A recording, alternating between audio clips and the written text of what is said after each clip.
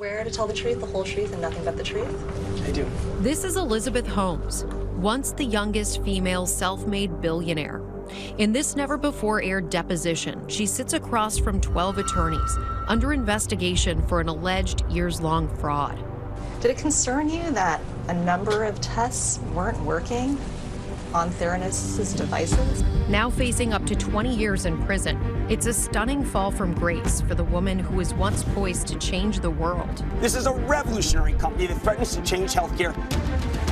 If she had made this work, she would have been the next Steve Jobs. We've made it possible to eliminate the tubes and tubes of blood. Her technology promised to run hundreds of tests from a tiny finger prick, a promise she would never fulfill. This is not fake it till you make it. This thing is a product that didn't work. Did Ms. Holmes know that Theranos could not do all those tests? She knew. It's a story of greed, and it's a story of incredible deception. In 2014, Theranos, the blood testing startup, was one of the most highly rated unicorn firms in Silicon Valley, valued at $9 billion. And Elizabeth Holmes, the founder, who had been compared to Steve Jobs, was one of the world's youngest self-made billionaires.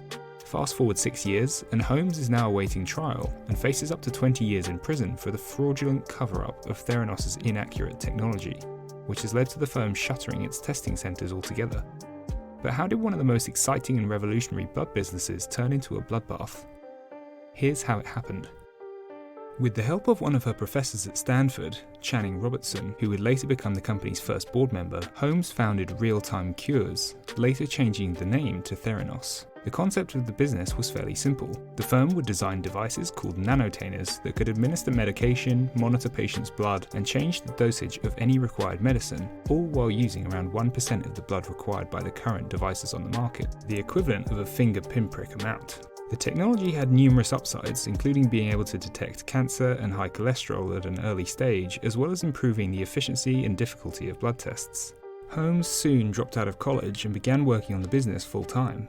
And as she did, she began dating the Theranos president and COO, Sunny Balwani, who became Holmes' number 2 and was described as a bully and an enforcer. Similar to Theranos, it didn't end well, with the couple breaking up and Balwani being pushed out of the company in 2016.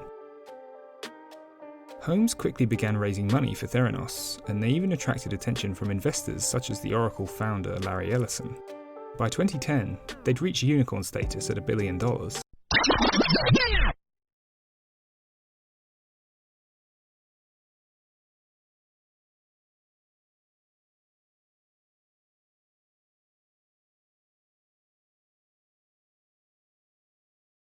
But Holmes would only accept the investments on the condition that she didn't have to show the investors how the technology worked, and that she had the final say with every decision that the company would make. Holmes takes secrecy very seriously, and has even taken some former Theranos employees to court for misusing company secrets, so she really has gone full circle over the last 5 years, from being one of the youngest self-made billionaires in the world, to hitting rock bottom and facing jail time. Holmes was often mentioned in the same sentence as Steve Jobs, another individual who took secrecy very seriously. Holmes herself even started to dress like Jobs, wearing black turtlenecks, and copied the former Apple CEO by never taking time off work. Their work ethic is certainly similar, although Holmes perhaps took it too far, tracking when her employees arrived and left to see if they were working as hard as she was, and they rarely were. Rumour has it that Holmes' secrecy often has many levels, including her uncharacteristically deep voice, with former Theranos employees suggesting that after a few drinks, her voice would be a lot higher as she fell out of character. Secrecy was commonplace at the firm, with all visitors required to sign NDAs, as well as being escorted by security at all times throughout the building, even in the bathroom. She also had bodyguards drive her around in a blacked-out Audi, and bulletproof glass in her office, evidently nervous that someone was watching and almost looking to expose her. Despite a lack of confidence from the Theranos board in 2008, who sought someone with more experience to be CEO, Holmes truly became the face of the company, as she often appeared on magazine covers, gave public speeches, and appeared on panels alongside other well-known faces, including Alibaba founder Jack Ma, as well as Bill Clinton. Holmes managed to secure funding from hospitals, clinics, as well as supermarkets who agreed to testing centres in the stores. She also hired her brother, Christian, who had no scientific or medical background, but rather read up about sports, and hired his former Duke frat brothers to join the firm, dubbed the Thera Bros. What is wrong with modern medicine? People don't even know that they have a basic human right to be able to get access to information about themselves and their own bodies that can change their lives. Every person should have the ability to get that type of test, because if you understand that early that you're at risk, there's a lot more that you can do about it. And we'd like to see a world in which every person gets access to this type of basic testing, and the types of tests that are done are ones that provide insight into the onset of disease in time to do something about it.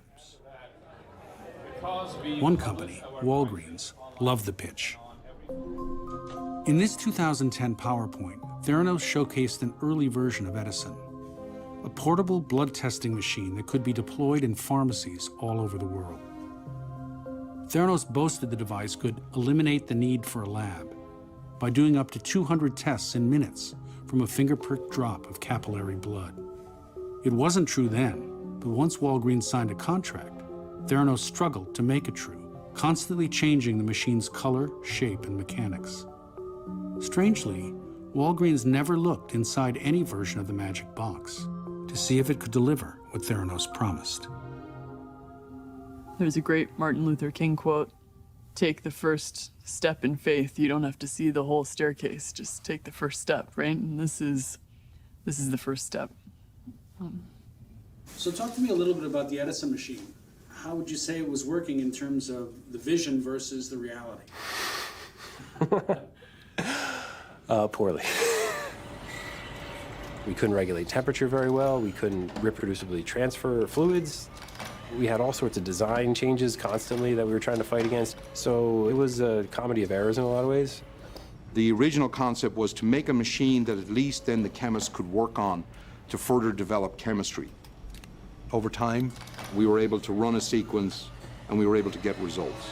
Now, getting results means, I get a signal proportional to what I'm putting in.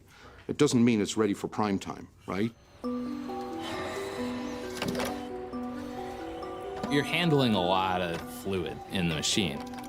Things got blood spilled all over them and got gunky.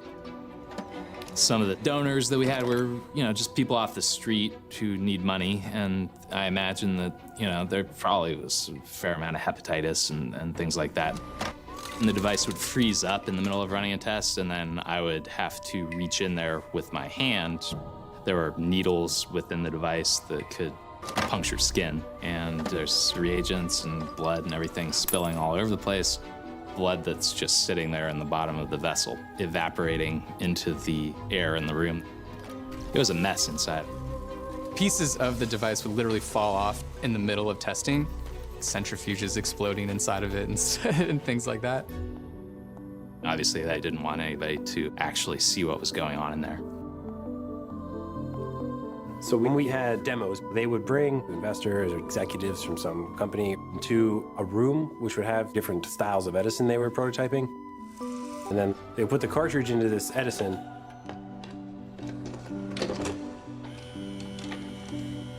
They'd walk the executives out of the room to go give them a tour, to go have a meeting or go have lunch or whatever. And immediately afterwards, an engineer would run in, grab the cartridge, bring it out to the lab where my team would do the assays at the bench. We were on call, so this could be done in an hour. We got reasonable data every time, and then we would get those results. The engineer would run into the room with the results, and these guys would come back in, and they'd say, well, here's your results from running our tests. We had listed on the webpage like 200 different assays, but we had no more than half of those actually validated to be working, even in the lab at that point, let alone on the Edisons. Because it's trying to do multiple analysis. You need so much hardware inside the machine. It was totally impractical. The greatest fraud in the history of the Silicon Valley tech bomb. This Sunday on 60 Minutes, we are investigating the failed biotech company Theranos. Stanford University dropout Elizabeth Holmes created the innovative blood testing company. Her startup was backed by a distinguished board filled with friends of former Secretary of State George P. Shultz. In 2 years, the company's value grew larger than Uber or Spotify at the time. Holmes was named the youngest self-made female billionaire in the world. But it all came crashing down after Schultz's grandson, Tyler, an employee at Theranos, helped blow the whistle. I had a personal relationship with Elizabeth. She was close to my family, and I felt like she was deceiving my family and the public. And almost every media outlet, including us here at CBS, bought into the Theranos myth. She's on the cover of magazines. Inc. calls her the next Steve Jobs. Do you think the board of Theranos believed she could be also that kind of revolutionary leader? Yeah, definitely. The board was completely sold.